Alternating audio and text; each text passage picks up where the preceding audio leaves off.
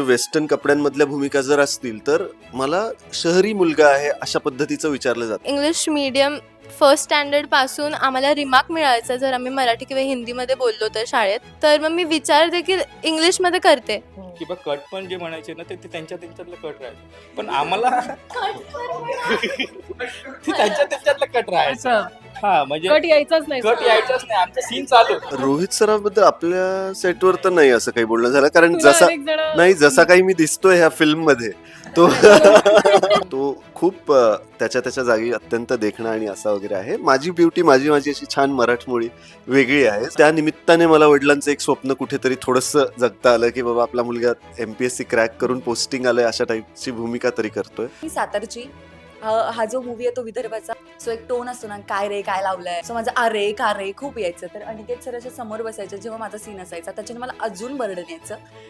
अरे नाही अगं. एकमेव माझं क्रेडिट जर आतापर्यंतच्या जर्नीमध्ये काही असेल तर ते म्हणजे मी एक चांगला श्रोता आहे असं मी म्हणेन, किंवा एक चांगला लिसनर. की बेसिकली समोरची व्यक्ती काही सांगत असेल तर मी ते कान भरून ऐकतो आणि मग ते जोवर माझ्यामध्ये भिनत नाही तोवर मी त्याच्या मागे लागून राहतो. मंडळी नमस्कार, मी प्रेरणा. खरं तर मराठीत आपण विविध जॉनरचे चित्रपट, विविध कॉन्टेंट विषयी बोलत असतो आणि असाच एक वेगळा कॉन्टेंट जो आहे आउट ऑफ सिलेबस या चित्रपटाच्या निमित्तानं तुमच्या सोबत येणार आहे आणि तुम्हाला बघायला मिळणार या चित्रपटात नेमकं काय आहे. टीजर आउट झालेला आहे, गाणी आउट झाली आहे, त्याच्यातून थोडासा अंदाज तुम्हाला येत असेल. पण या सगळ्या गोष्टी आपण या चित्रपटाच्या कलाकारांकडनं जाणून घेऊया. खूप खूप स्वागत आहे. खरं तर आम्ही टीजर बघितल्यानंतर उत्सुकता वाढली आमची की कशा पद्धतीनं आम्हाला काय काय गोष्टी बघायला मिळेल. अजिंक्य, तुझ्यापासून सुरू करते, कारण तुला काय काय फीडबॅक्स मिळत आहेत.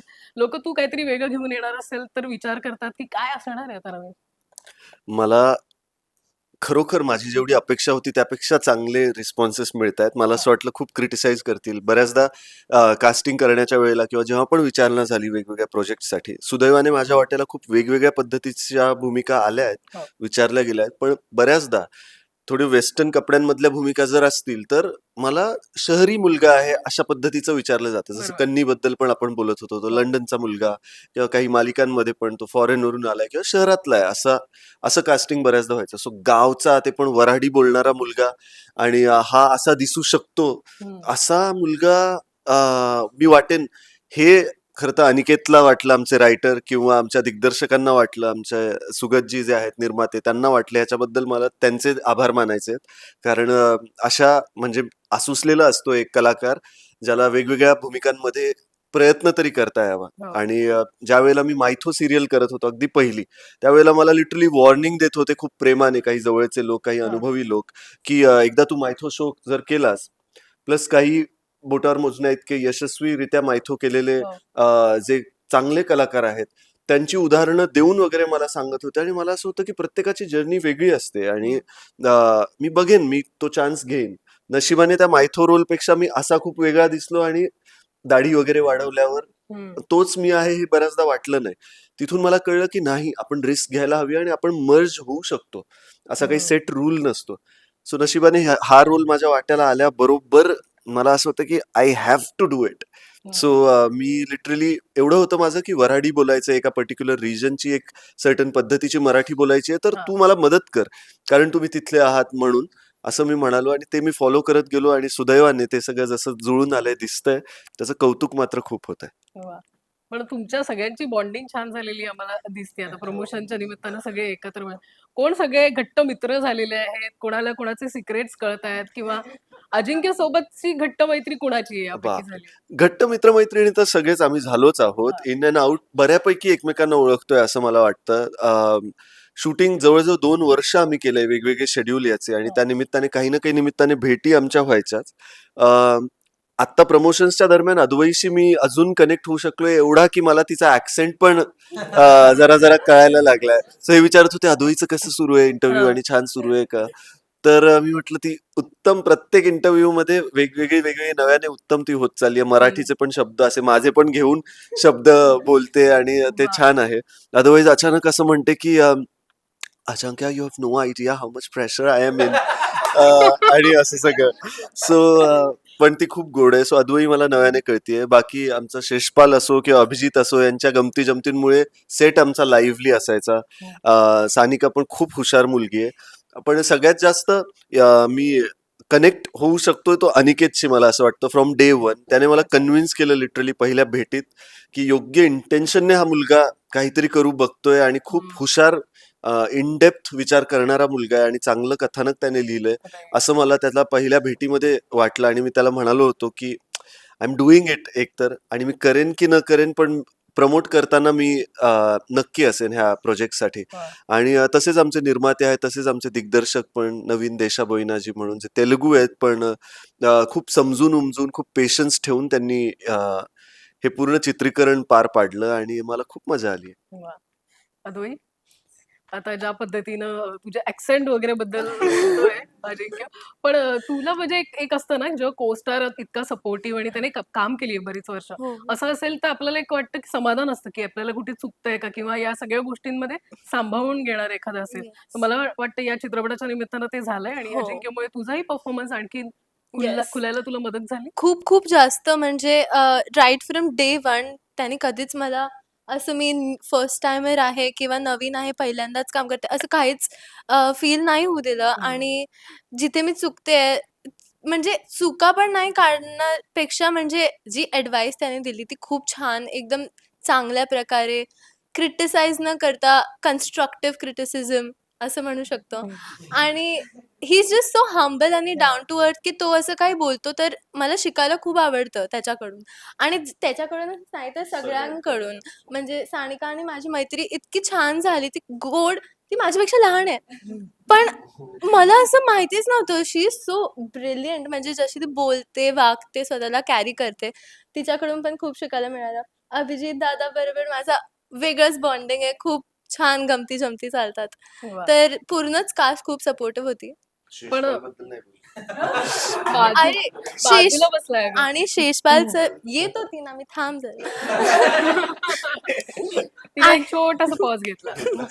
ऍक्च्युली काय बोलून काय नाही. सिनेमा नंतर मला परत नाटक करायला खूप आवडेल. आणि सर खूप काय बोलतात त्याला, नाही थांब, अरे काय बोल, रायटर डिरेक्टर काय म्हणायचं. नो इन द फील्ड, अनुभवी. येस, सरांना नाटकाचं खूप. माझी PhD डॉक्टर. येस, यार हे कसं एडिट करणार तुम्ही. करेल डोंट वरी. ॲक्च्युली मला ही फिल्म पूर्ण झाल्यानंतर एक नाटक पुन्हा करायची खूप इच्छा आहे. अच्छा. आणि सरांची PhD आहे ड्रामामध्ये, तर थिएटरमध्ये. आणि सर ॲक्च्युली माझ्याकडे आलेले मागच्याच वर्षी, की तुला थिएटर करायला परत आवडेल का? आणि असं आम्ही दोघं ऑलरेडी काहीतरी काम सोबत करणार आहे अशी. वा, म्हणजे हे Yes. प्रमोशन सुरू असताना दुसऱ्या कामाचीही तयारी सुरू आहे तुमची. किती छान. शेषपाल, या सगळ्यांसोबत काम करण्याचा अनुभव, अजिंक्य असेल किंवा एक वेगळी भट्टी जमली आहे या निमित्तानं. अर्थात चित्रपटाचा विषय वेगळा आहे, पण त्या सगळ्यामध्ये तुम्ही कसं स्वतःला बांधून घेतलं? सगळ्यात अगोदर तर माझी ओळख अनिकेत आणि अभिजितशी झाली. म्हणजे अच्छा. आमची सगळ्यांची बॉन्डिंग तिथूनच सुरुवात झाली. स्क्रिप्ट वाचण्यापासून, सुरुवातीपासूनच प्रोड्युसर शोधण्यापासून आमचं बॉन्डिंग होतं तिघांचं. हम्म. सगळ्याच गोष्टीत. म्हणजे हेच नाही तर सगळ्या गोष्टी जुळवाजुळव करण्यापर्यंत आमची बॉन्डिंग होती आमच्या तिघांची. नंतर मग अजिंक्य कुणाला कास्टिंग करायची, मग काय करायचं. मग अजिंक्य सोबत कास्टिंग करायला खूप, म्हणजे तो एक तर प्रॉमिनंट व्यक्ती आहे की बा तो वेळेवर येतो. हम्म. सगळ्यात पहिले त्याची चांगली गोष्ट आहे की तो वेळेवर येतो आणि कामाला घेऊन प्रामाणिक. Nice. तो त्याच्या ह्याच्यातून मला चांगल्या पद्धतीने शिकायला मिळालं. अनिकेत जेव्हा आला, आम्ही जेव्हा रिडिंग वगैरे केली, त्याच्यानंतर आम्ही स्वतःच ठरवलं बा आमचं कॅरेक्टर आम्ही करणार.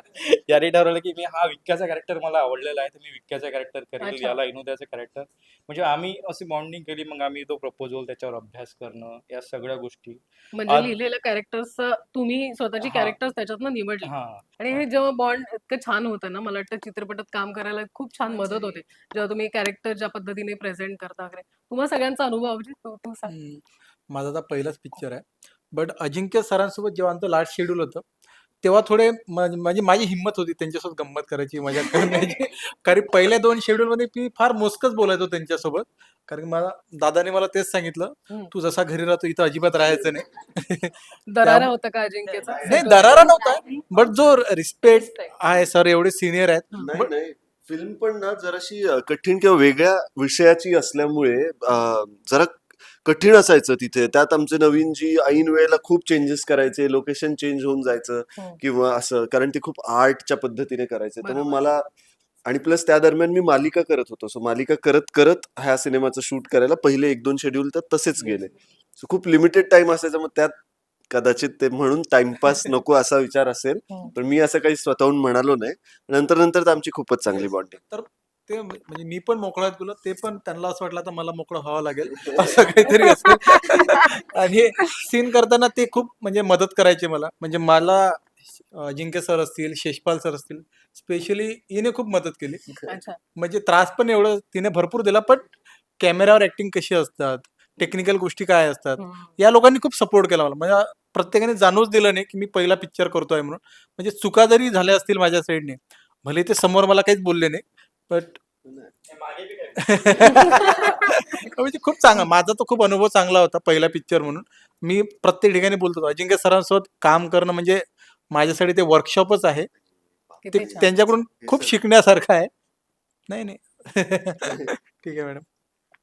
सारिका, तुझा कसा राहिला अनुभव? माझ्यासाठी हे सगळं खूप नवीन होतं, की कास्टिंग पासून सगळं. हा. आणि म्हणजे मी खूप गोंधळात होते तेव्हाही, जेव्हा मला यांचा फोन आला की कास्टिंगसाठी वगैरे.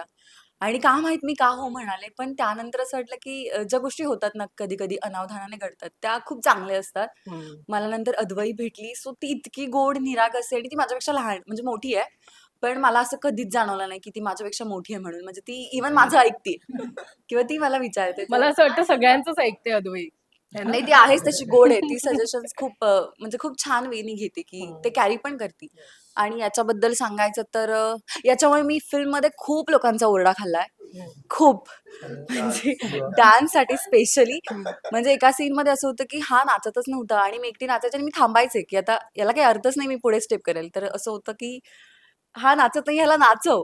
आणि नाचणं आणि याचा काही संबंध नाही. पण तरी त्यांनी इतकं गोड काम केलंय पूर्ण मूव्हीमध्ये. सो आणि आमचं बॉन्डिंग खूप छान आहे. म्हणजे सगळ्यांसोबत, अजिंक्य सरांसोबत पण छान होतं, की जेव्हा मी त्यांच्याशी पहिल्यांदा भेटली. शेषपाल सरांना मी ओळखत होते आधीपासून आणि अद्वैला नवीन भेटले. आणि पण याच्यासोबतचं जे कनेक्शन आहे ते खूप भारी आहे, की बेस्ट. पण आता कधी आमचे भांडणं लागतील तेही माहित नाही. म्हणजे इव्हन आत्ताही भांडणं लागू शकतात. सो सकाळी अच्छा. भांडण तो मी प्रयत्न करणार नाही भांडणं लावायचा. आणि आता नाही होणार सध्या तरी. तुझ्या लेख कधी फोन न वापरला. आजच सकाळी बोललो फोनवर आपण.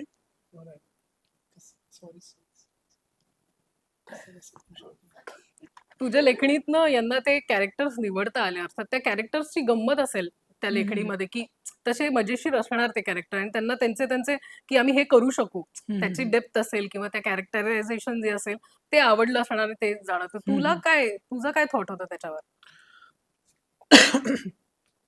पहिली गोष्ट आत्ता शेषपाल सर आणि अभिजित बोलले की त्यांना ते त्यांचं कॅरेक्टर आवडलं होतं. तर जेव्हा मी या दोघांना जेव्हा स्टोरी सांगितली ना, तर तेव्हा या दोघांनी माझा पिच्छा सोडला नाही. अच्छा. हा हा एक हात पकडून होता आणि हा दुसरा हात पकडून होता. की यांना काही करून ते कॅरेक्टर सोडायचे नव्हते. पण त्यांना मी एक सांगितलं होतं की जो लीड रोल आहे, तो त्यासाठी एक जण आहे, अजिंक्य सर. ते माझ्या डोक्यात खूप आधीपासून होतं सर, की मला हा रोल तुमच्यासाठी मी विचार केला होता त्याच्यात. आणि सुदैवानं मी तुमच्याशी भेटलो, बोललो आणि त्यानंतर ही गाडी समोर गेली. तर जो थॉट होता, प्रत्येक कॅरेक्टर हे वेगवेगळं आहे. विक्या नावाचं कॅरेक्टर हे वेगळं आहे, इनुदा नावाचं कॅरेक्टर वेगळं आहे आणि अनिकेत तर फार वेगळा आहे. तर जे माझ्या लेखणीत होतं, जे मी विचार केला होता, त्यांनी प्रॉपर जसं पाहिजे तसं किंवा त्यापेक्षाही जास्त खूप एन्हान्स केलं त्यांनी कॅरेक्टर. आणि मी 100% सॅटिस्फाईड आहे ॲज अ रायटर, वा, की त्यांनी किती ज्या छान. आणि पद्धतीने हे लिहिलं. रायटर कडून येणं हो. खूप महत्वाचं आहे आणि ते हो. तुम्हाला किती छान. अजिंक्य, तुला विचारेल, तुला अशी या चित्रपटात अशी कोणती गोष्ट जाणवली जी त्या कॅरेक्टरवर काम करताना, अभ्यास करताना किंवा ते प्रेझेंट करताना आउट ऑफ सिलेबस तुला वाटलं, ज्याच्यावर तुला जास्त मेहनत करावी लागली? माझ्यासाठी अशी प्रत्येक प्रोजेक्टवर म्हणजे माध्यम जरी वेगळं झालं तरी तिथलं काम करण्याची पद्धत बऱ्यापैकी बदलतीये, हे मला प्रत्येक प्रोजेक्टवर जाणवतंय. म्हणजे मायथो करताना वेगळं, हिस्टॉरिकल करताना वेगळं. आणि सो हे जे दिग्दर्शक आहेत आमचे, सो याच्या आधी मी ज्या दिग्दर्शकांसोबत काम केलंय त्यांच्याकडून मला खूप ठराविक इन्स्ट्रक्शन मिळण्याची खूप सवय होती, की अच्छा. हे करायचं, इथे जाऊन इथे उभं राहायचं, इथे पाहायचं, इथे हे बोलायचं. अगदी कशा पद्धतीने बोलावं हे जरी त्यांनी नसलं सांगितलं तरी एक कोरिओग्राफ्ड सीन आणि तो परफॉर्म करायचा. पण इथे नवीन जे आहेत त्यांना त्यांच्या आधीच्या फिल्मसाठी फिल्मफेअर अवॉर्ड मिळाला दिग्दर्शक म्हणून आणि त्यांच्या त्या कॅरेक्टरला त्या फिल्म मधल्या नॅशनल अवॉर्डचं पण एक स्पेशल रेकग्निशन असं मिळालंय. सो तर अशी व्यक्ती जे इतक्या रॉ पद्धतीने बिलीव्ह करते करण्यात. He doesn't like to work with stars असं ते नेहमी म्हणायचे आणि भाषा मराठी कळायची नाही तर त्यांना नेमकं काय म्हणायचं. मग आम्ही अनिकेतला विचार, अजून कोणा एडीला विचार हे की त्यांना नेमकं म्हणायचं काय. कारण ओके टेक करायचे आणि त्यानंतर म्हणायचे बट सर वन मोर मेरे लिए सेफ्टी के लिए वन मोर असं बऱ्याचदा असायचं. तर मग कळायचं नाही की अरे आपलं आपण बेस्ट देतोय पण ते चुकीच्या डिरेक्शन मध्ये बेस्ट नको द्यायला. त्यांना नेमकं म्हणायचं काय हे तरी कळावं. त्यात आम्ही सगळे नव्याने एकत्र आलो आहोत तर त्यांचं असं काही कोरिओग्राफ्ड सीन नसायचा. हा सीन आहे, हा करो. तर असं करून आमच्यामध्येच आम्ही म्हणजे बेसिकली आम्हाला फ्रेम सांगितली जायची की ही फ्रेम आहे आणि फिगर इट आउट काय काय करू शकतो असं. मग त्यात जे अननेसेसरी आहे ते नको करायचे. कॅप्चर कसं करायचं ते आम्ही बघू असं आमचे मनीष सर म्हणायचे जे आमचे डीओपी आहेत. तर हा जो एक एक एक फ्रीडम आहे. पण आता मला तो असा नदीतला 2 बांध असले तर नदीला वेग मिळतो याची सवय होती. आता हे फ्री आणि वेग कसा करायचा हे मला काही कळायचं नाही. मग त्यामध्ये असं व्हायचं की अच्छा ह्या पद्धतीने मग हळू कळत गेलं की अच्छा ह्यांना असे टेक ओके टेक होऊन जातात. असा रॉनेस त्यांना आवडतो. केस कुठेही जाऊ देत, मेकअप काही केलेला असो नसो, कपडे चुरगळलेले थोडे आखूड होतायत. जसं गावात जसे वापरतो त्या पद्धतीने ती सगळी कामं करणं आणि हा रॉनेस माझ्यासाठी खूप आउट ऑफ सिलेबस होता, जो मी राईट. याच्या आधी अनुभवला नव्हता. So this was a unique आणि एक्सपिरियन्स. लुकही वेगळा दिसतोय. हो, तुला वेगळ्या खूपच वेगळा. पद्धतीने खरं तर तुझा त्या गोष्टीसाठी विचार होणं, हो. हे तुझ्यासाठी ऍक्टर म्हणून चॅलेंजिंग होतं. ॲब्सोल्युटली. हो. आणि मला खूप आनंद आहे, की अशी विचारणा झाली. जेणेकरून अच्छा हा मुलगा असाही दिसतो, असाही दिसतो, असाही दिसू शकतो. हे अदरवाईज प्रूव्ह करणार कसं? ॲक्टरच्या हातात इतक्या कमी गोष्टी असतात, की त्याचं ते तिथे सिलेक्शन होऊन किंवा स्वतः त्याने हो म्हणून पुढे घडण्याच्या आधी इतक्या जणांच्या डोक्यातून तुम्ही गेलेले असता. म्हणजे विचार झालेला असतो, ह्याला घ्यायचं का? नाही नको. एखाद्या जरी व्यक्तीने म्हणाला, की नाही हा नको ह्याला घेऊ. संपला तुमचा विषय. तुमचं करिअर, पोटेन्शियल, टॅलेंट ते सगळं एकीकडे. बरोबर. सो हे चांगले योग येऊन ते तुमच्या किटीमध्ये पडणं आणि तिथून पुढे तुमचं काय परफॉर्मन्सवर तुम्ही येणं. सो अशा बऱ्याचशा फॅक्टर्समधून ॲक्टर बिचारा जात असतो. त्यात हे माझ्या वाट्याला आलं आणि ते रिलीजपर्यंत आलंय. Right. Is a huge thing. वा. अदोहीला विचारेन, जेव्हा तुला कळलं अजिंक्यचा फोटो दाखवला होता तुला, काय त्याचं काम दाखवलं होतं, तुला काय पहिल्यांदा जेव्हा बघितलंस त्याला, तुला काय वाटलं होतं? अरे वा, का मस्त देखणा अभिनेता आपल्यासोबत असणार आहे. येस. तर म्हणजे मला पहिले सांगितलं, म्हणजे मी नाव ऐकलं पहिले, हं. की फायनल होणार आहे. म्हणजे अजिंक्य राऊत ऑलमोस्ट फायनल झाले आहेत. हं. तर मी बोलली, की हां, मी नाव तर ऐकलंय मराठी इंडस्ट्रीमध्ये खूप. अ, मग मी ना Google केलं, की म्हणजे माझ्या अपोझिट असणार असं. तर मग मी Google केलं आणि आय वाज लाइक अच्छा! हां. हं. आणि मग मला मनोडुडू हे माझी बेस्ट फ्रेंड खूप बघायची. हं. तर मग त तसं I was very nervous obviously कारण ही so well known in the industry आणि मी एकदमच फर्स्ट टाइमर. हं. तर मग ते नर्व्हसनेस पण होतं, पण एक्साइटमेंट पण होती. वाह! किती छान. पण मला असं वाटतं ती केमिस्ट्री जुळवून आणणं ते महत्वाचं आहे आणि आम्ही जसं लॉन्च इव्हेंटला पण बघितलं, तुमचा हं. परफॉर्मन्स असेल किंवा टीझरमध्ये जे काही बघतो, गाण्यात बघतोय, ते आता आवडतंय. आता चित्रपटात ते कशा पद्धतीनं प्रेझेंट होतंय ते आम्हाला बघायचंय. मगाशी तुझ्या कवितांचा आणि शायरीचा काही उल्लेख केला. आम्हाला प्लीज ऐकायला आवडेल अदोई. काहीतरी हे वेगळं टॅलेंट मला असं वाटतं ते तू इथे या मंचावर प्रेझेंट करावं एखादं छान. ॲक्चुअली असं मी एक पर्टिक्युलर टाइपची पोएट्री असते. It's called spoken word poetry. Right. तर मी ते लिहिते आणि माझे पीसेस 4-6 मिनिटं इतके लंबे असतात ओह! आणि मी अच्छा. इंग्रजीमध्ये लिहिते. मग एखाद्या 2 तर ओळी इंग्रजीतल्या पण आम्हाला अं, ऐकायला कम ऑन अदई सो चलो. अच्छा, ही कविता नाही आहे. मी असे खूप सारे राईट-अप्स पण लिहिते. अच्छा. It's in English.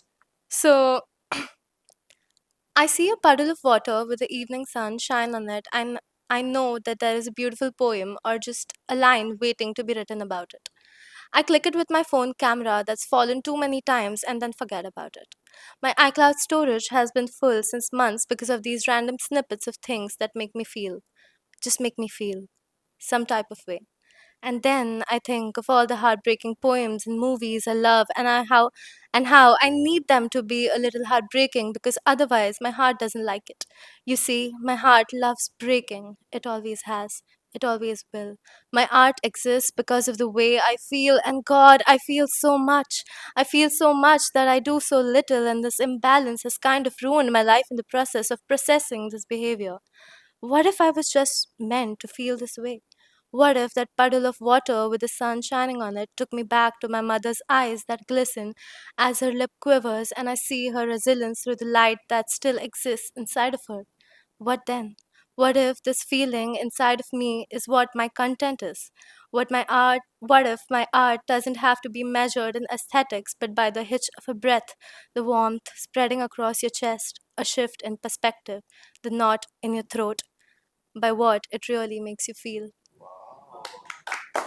पण हे असं प्रेझेंट करताना अद्वैला कोणी ऐकलं होतं असं? मी पहिल्यांदा सेशन चालायचे कर्ज मी अच्छा. पहिल्यांदा ऐकलं मी पहिल्यांदा ऐकलं Advait you are so good I mean otherwise ती जास्त एक्सप्रेस नाही करत पण I think this is art and such are artist आणि ती खुलून बोलत होती त्यांचा त्यावेळेस. त्यांचा एक त्यांचे इतकं स्पष्ट मी तिला 2 लाईन पण बोलताना एरवी ऐकलंच नाहीये पण जेव्हा एका आर्टिस्टला एक वे आउट मिळतो तेव्हा तो इतका सुंदर येऊ शकतो म्हणजे एका पडल बद्दल तू इतकं चांगलं लिहू शकतेस आणि I really like the part of the you know it being sign of resilience let's say of mother and amazing यार किती अमेझिंग छान. वाव म्हणजे मला असं वाटतं प्रत्येकाचा एक स्किल असते ना आणि ज्याच्यामध्ये आपण खुलून जास्त खुलतो. आता ती ऍक्टिंग मध्ये येते आणि त्याचा मला वाटतं या सगळ्या गोष्टीचा वापर तुला तुझ्या अभिनयातही कशा पद्धतीने होईल. पुन्हा अधिक हा येस. सॉरी आम्ही तेच म्हणत होतो की पॅकअप नंतर ऍक्च्युली आम्ही सगळे लोक बसायचो अच्छा. आणि इथे सगळेच आर्टिस्ट आहेत. अभिजित दादा स्टँडअप करतो स्वतः, तो पण लिहितो, शेषवाल सर पण लिहितात.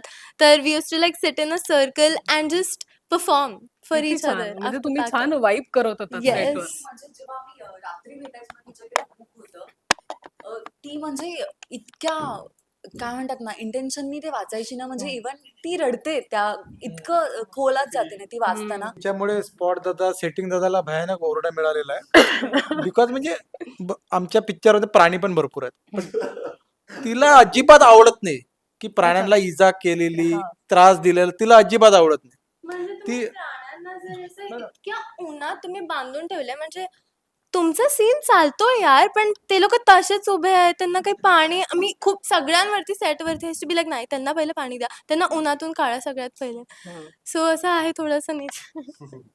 पण मला हे जाणवतं तुम्ही एकमेकांना इतकं छान आता ओळखून आहात आणि त्या वाईब आणि ती मैफल पण तुम्ही छान करायचा ते बघून मला छान वाटलं आणि मला वाटतं त्या सगळ्या गोष्टीची तुम्हाला या कॅरेक्टर्स बांधताना मदत झाली. अजिंक्य तुझ्याकडे वळेल म्हणजे अनेकदा तुला रोहित सराफ असं काही जे काय ओळखलं जातं काय वाटतं तुला इथे तुला कोणी असं म्हटलं का? सेट रोहित सराफबद्दल आपल्या सेटवर तर नाही असं काही बोलणं झालं कारण तुला जसा अनेक जण नाही जसा काही मी दिसतोय ह्या फिल्म मध्ये तो त्याचं जवळपास तसं पण नाही. नाही. पहिली गोष्ट तो मुलगा रोहित सराफ अत्यंत देखणा आहे, अत्यंत आय एम शुअर टॅलेंटेड पण आहे आणि त्याची जर्नी सुरू आहे. तर हम्म. तो खूप त्याच्या जागी अत्यंत देखणा आणि असा वगैरे आहे. माझी ब्युटी माझी अशी छान मराठमोळी वेगळी आहे. सो काही कंपॅरिझन असं अजिबातच नाही. पण योगायोग असा की 2017ला मी म्हणजे आत्ता मला असं जरा थोडंसं जास्तच म्हणायला लागले अँड ऑल ज्याच्यामध्ये कितपत तथ्य आहे मला माहिती नाही. पण 2017मध्ये मला 1-1.5 आठवडा झाला होता मुंबईत शिफ्ट होऊन. हम्म. त्यावेळेला मी एकदम क्लीन शेवन होतो हम्म. आणि विठू माऊली वगैरेच्या पण आधी इनफॅक्ट तेव्हा तो विशेष दाढीच यायची नाही मला असं वाटतं जस्ट थोडी इथे आणि त्यावेळेला एकदम स्किनी आता माझं वजन किती 71 वगैरे असेल त्यावेळेला 62 होतं. सो अच्छा. इतका स्किनी काही मॉडेलिंगचे असाइनमेंट वगैरे असं करत होतो. एका हिंदी शोच्या ऑडिशनसाठी मी बोलवलं गेलो होतो. क्रिएटिव्हशी भेटत होतो त्यांच्या ऑफिसमध्ये त्यावेळेला ते म्हणे यार मुझे तू ना मेरे एक दोस्त की याद दिलाता है 2-3 बार अभी तू आके गया मुझे तू एक दोस्त की याद दिलाता है. म्हटलं कौन सर? तर म्हणे रोहित करके एक लड़का है रोहित सराफ वगैरे. तर मी म्हटलं ओके कट टू मी जाऊन सर्च केलं की कोण आहे तो. मला आठवलं अरे याचा तर मी एक एपिसोडिक असं तो त्यावेळेला करायचा 2016 वगैरेच्या दरम्यान चॅनल व्ही वगैरेवर. हम्म. तर मी म्हटलं अच्छा. कट टू विठू माऊली वगैरे झालं, त्याची ऑफकोर्स त्याची जर्नी सुरू होती. त्याने जेव्हा पण त्या डिअर जिंदगीमध्ये काही काम केलं, त्यानंतर अजून कुठे वगैरे त्याची काहीतरी झलक वगैरे दिसली, तर मला इकडे मेसेज येत होता की तुम्हाला म्हणजे तू करतोयस का अजिंक्य आणि असं काहीतरी. म्हटलं हम्म. अरे नाही, तो त्याच्याकडे बघा, तो केवढा देखणा मुलगा आहे, काही आपलं तू पण वगैरे. देखणाच आहे अजिंक्य, ठीक काय आहे, आहे? पण म्हणजे व्हॉटएव्हर, म्हणजे मला साम्य असं वाटत नाही, कारण तो अगदीच असा नॉर्थ ईस्टर्न किंवा नेपाळ आणि बिहार ह्या सगळ्या साईडचा तो आहे. तो कॉम्प्लेक्शन इज डिफरंट.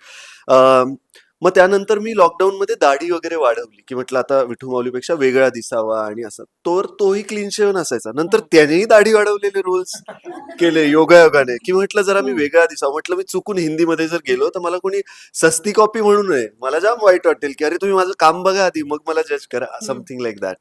पण ऑफकोर्स इतक्या चांगल्या व्यक्तीशी जर कंपॅरिझन पण होत असेल, तर I take it as a compliment. दोघांना एकत्र आम्हाला बघायला आवडेल, काही ना काहीतरी असं छान भावांचे रोल असतील भावांचे रोल्स तर. वगैरे. हो, यू नेव्हर नो. काहीतरी पण हा काहीतरी अगदीच येऊ. आउट ऑफ सिलेबस प्रश्न आउट ऑफ होता. सिलेबस प्रश्न होता. मला सगळ्यांनी बेस्ट मुमेंट सांगा ना या चित्रपटात काम करताना असं जाणवलं, आणि ऍक्टर म्हणून आपल्याला खूप विचार करायला लागला किंवा आपल्याला खूप काहीतरी वेगळं एक्सप्लोर. तुझ्यापासून शेषपान सुरू कर. पहिली गोष्ट म्हणजे असं की आता एमपीएससी वर हा चित्रपट आहे, एमपीएससीच्या विद्यार्थ्यांवर आहे आणि मी एमपीएससी केली नाही. हो. पहिली गोष्ट हा चॅलेंजिंग होतं की एमपीएससी विद्यार्थी कशा परिस्थितीतून जातात, त्यांना हम्म. कुठल्या कुठल्या प्रसंगांना तोंड द्यावं लागतं, हे माझ्यासाठी चॅलेंजिंग होतं. हम्म. आता भाषेचं म्हणाल तर विदर्भाची भाषा माझी आहे, पण नवीन सरांसोबत काम करत असताना आम्हाला बराच असा अनुभव आला की सर सीन वगैरे हे नाही, तुम्ही स्क्रिप्ट दिली जसं अजिंक्यने सांगितलं की तुम्ही हे करा, आणि ते मध्ये थांबवत पण नव्हते हम्म. किंवा कट पण जे म्हणायचे ना ते ते त्यांच्यातलं कट राहायचं, पण आम्हाला ते त्यांच्यातलं कट राहायचं. अच्छा, हा म्हणजे कट यायचाच नाही कट सर. यायचाच नाही, आमचं सीन चालू. करतोय म्हणजे करतोय. ते शूट ते नाही काय डीओपीला ऐकायला यायचं ना आम्हाला ऐकायला यायचं, कारण की ते बाहेर मॉनिटर जवळ बसायचे. अच्छा. तर आमचं गडावरचे सीन बरेच असे घडत असताना याला मारायचे सीन्स होते. मारत राहिले मग. हा, ते एवढं मारलं की कान तर सुचलाच होता. कान तर गाल सु सुजलेले. गाल तर सुटला, याला तर मारलंच मारलं, अजिंक्य अडवाल्याला अजिंक्यलाही मारलं. तर असे काही प्रसंग घडलेत ना की जेणेकरून हे करत असताना आम्हाला खूप मजा पण आली आहे. आणि चॅलेंजिंग मध्ये याच्यामध्ये चॅलेंज होतं असं की हा माझ्यासाठी नवीनच अनुभव होता या हम्म. कॅरेक्टरनुसार, आणि कारण की प्लस त्याच्यासोबत माझं कॅरेक्टर करायचं, प्लस एमपीएससीची तयारी करायची, पोलीस भरतीची तयारी हम्म. करायची, आणि सायमल्टेनियसली माझ्या गर्लफ्रेंडचं लग्न होणार असते. आता अशा परिस्थितीत पोरगी बी नाही, नोकरी बी नाही, छोकरी बी नाही, मग आता करावं अरे का? रे. तर अशा या स्ट्रगल मध्ये माझी जी दुविधा मनस्थिती होती, माझा स्ट्रगल आणि हा आमचा जो पर्यावरणाचा विषय आहे, हा जो अजिंक्य येतो त्याच्यानंतरचे आमचे जी इंटरनल बॉन्डिंग किंवा इंटरनल स्ट्रगल, हा करताना खूप मला कॉम्प्लिकेशन वाटलं, वा. म्हणजे चॅलेंजिंग वाटलं. मला एक कॉम्प्लिकेशन चॅलेंजिंग वाटलं. मला ओव्हरऑल जाणवत आहे की तुम्ही एका वेगळ्या प्रोसेस मधनं गेला या हम्म. चित्रपटाच्या. अद्वै, तुझ्यासाठी बेस्ट पार्ट काय होता? अं, सगळंच म्हणजे because everything was so new to me. आणि थिएटर जरी मी केलं आहे पहिले, तरी सिनेमा हे खूपच वेगळं आहे. आणि कॅमेरासमोर येणं म्हणजे जेव्हा मी हो बोललेली हे करायसाठी 2 वर्षा पहिले, तेव्हा त्या मुलीने कधीच विचार नसेल केला की मी आज इथे स्टुडिओमध्ये बसून इंटरव्ह्यू देते या हम्म. पिक्चरसाठी. तर मग ती जी पूर्ण प्रोसेस होती मला खूप शिकायला देखील मिळालं. आणि चॅलेंज म्हटलं तर भाषा. पहिली गोष्ट मी इंग्लिश मीडियम फर्स्ट स्टँडर्डपासून आम्हाला रिमार्क मिळायचा जर आम्ही मराठी किंवा हिंदीमध्ये बोललो तर शाळेत, अच्छा. असं. तर मग मी विचार देखील इंग्लिशमध्ये करते. हम्म. आणि मग ती भाषा, मग त्याच्यात वऱ्हाडी, असं सगळं. तर मग पूर्णच रोल जसं मी मुंबईची मुलगी आहे आणि पूर्ण रोल असा गावखेडची मुलगी. तर मला असं होतं की will I be able to catch that essence or that flavour. पण आता लेट्स सी. जसं की मी म्हणालो, रॉनेस हम्म. हा विषय जो आहे, जो निव्वळ एंटरटेनमेंटसाठी नाही बनवलाय, हम्म. पण त्यामध्ये भरपूर एंटरटेनमेंट टाकून मग तो गांभीर्याकडे जाणारा विषय असा आहे. एमपीएससीचे मुलं, सो माझ्या वडिलांची खूप इच्छा असायची की मी आणि माझ्या ताईने एमपीएससी करावी, ऍटलीस्ट तहसीलदार वगैरे तरी बनावं किंवा असं काही. हम्म. आणि आमचं असं होतं की कुठून कसं, नाही शक्य. बिकॉज दोघेही खूप आर्ट पद्धतीचे आहोत. बहीण पण चित्र खूप चांगलं काढते, भाषा खूप चांगल्या बोलते, म्हणजे जॅपनीज वगैरे. आणि मलाही हे अभिनय स्टेजवर असणं ह्यामध्ये. सो त्या निमित्ताने मला वडिलांचं एक स्वप्न कुठेतरी थोडंसं जगता आलं, की बाबा आपला मुलगा MPSC क्रॅक करून पोस्टिंग आलंय अशा टाईपची भूमिका तरी करतोय. तर ते ते एक आहेच. त्यासोबत मला असं वाटतं सगळं काही शक्य आहे ही पण एक फिलिंग मला आली ह्यातून, ह्या प्रोसेसमधून. कारण त्यावेळेला मी मालिका करत होतो जिथला माझा लुक एकदम शार्प बियर्ड, शार्प मी असा फॉरेनवरून आलोय आणि अशा टाईपचा होता. अबोल प्रीतीची अजब कहाणी नावाची मी मालिका करत होतो. आणि तिथून मध्ये 8 दिवस काढून मी शूटिंगसाठी जेव्हा जात होतो, तेव्हा इथे माझी फुल बियर्ड वाढली आहे, फुल मी टॅन झालोय असा मुलगा.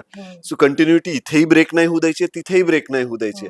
ना ह्यांना कळलं की मी काही अशी बियर्ड अशा पद्धतीने वाढवतोय की बरोबर माझ्या त्या ट्रॅव्हल टाइम मध्ये जाईपर्यंत म्हणजे शेवटच्या दिवशी मी तिथे बियर्ड ट्रिम न करता थोडा जायचो. ते बाय द टाइम मी तिथे जाईन तर माझा एक सर्टन असा लुक होईल. मग तिथे संध्याकाळचं शूट आहे तर 2 दिवसाची बियर्ड अशी वाटेल. त्यात पेन्सिलने मी काय यूज करून कसं करू शकतो, कुठलंही प्रॉस्थेटिक न वापरता. असं सगळं माझं एक चालू होतं ना. इथे यांना माहिती होतं ना तिथे त्यांना माहिती होतं की काय नेमकं करतो. एकदा वगैरे असं झालं की एकदा खूप गॅप पडल्यावर मी केस मला कट करावे लागले होते, कारण मी एक वेब सिरीज करत होतो पोलीस ऑफिसरचा, ज्यामध्ये रोल होता.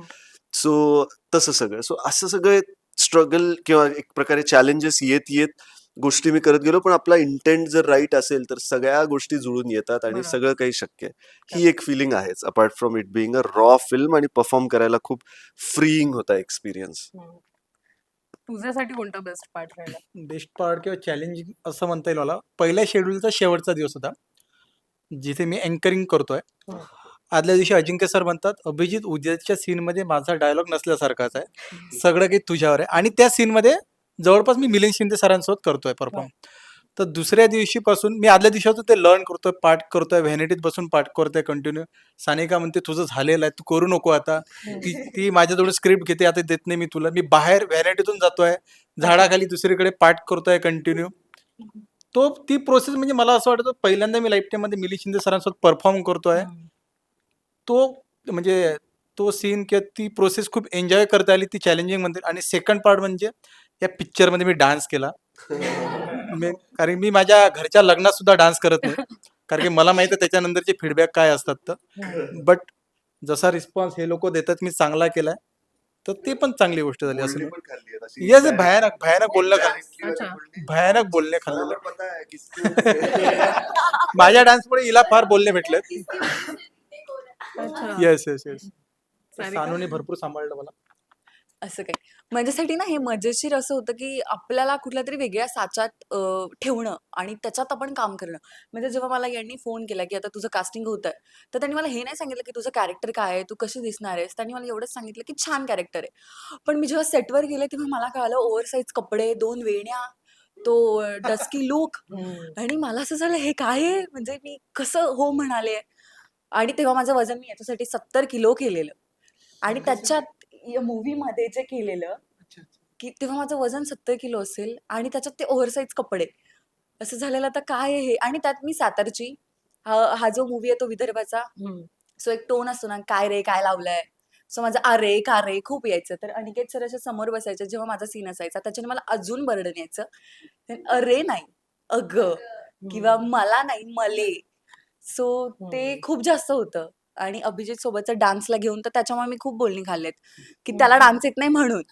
की माझ्या कोरिओग्राफरचं असं म्हणणं होतं की तू अच्छा, मग तू नाच. काय बोलली खाली पण? म्हणजे आमच्या दोघांच्या स्टेप्स होत्या हम्म. आणि तो काय करायचा, एकतर गाण्याच्या स्टेपमध्ये असे काहीतरी हे स्टेप आहे.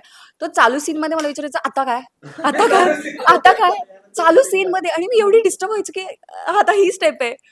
तर कधी कधी ना तो स्टेप करता करता थांबायचा आणि मला असं होतं आता मी एकटी नाचून काय फायदा.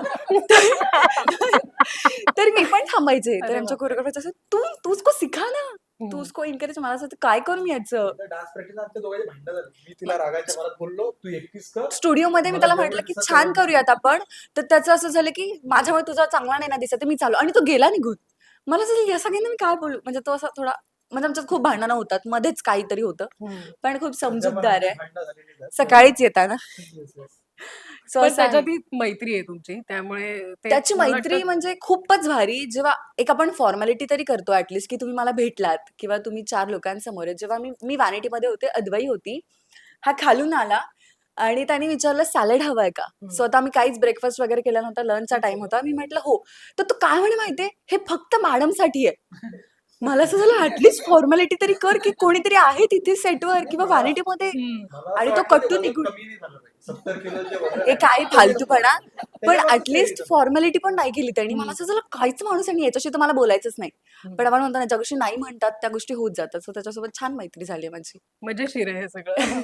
पण अनिकेत, तुला काय हे सगळं यांचं बॉन्ड, यांची मैत्री असेल किंवा ह्याच्यात यांचं भांडण असेल, ते सेटवर तू तू कशा पद्धतीने ते बघत होतास, ते काय ऑब्झर्व करत होता? मी नाही, लिहिलेलं आहे मी कॅरेक्टर, पण नाही, या नाही, कॅरेक्टरमध्ये काही गडबड होता कामा नये. नाही, मी हे सगळं पाहून मला खूप टेन्शन यायचं, हम्म.